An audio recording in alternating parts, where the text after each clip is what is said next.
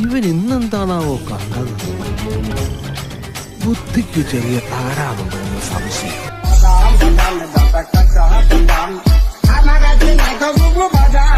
വല്ല വട്ടുണ്ടോ?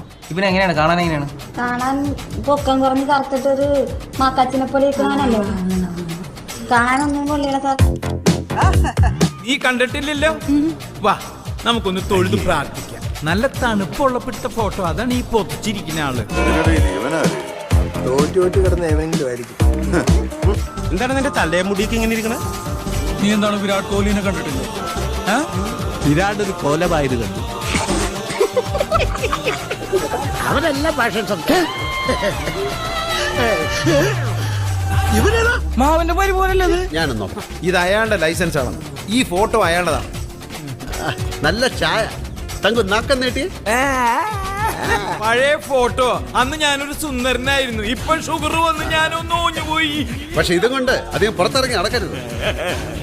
വനം വകുപ്പ് കണ്ട പിടിച്ച്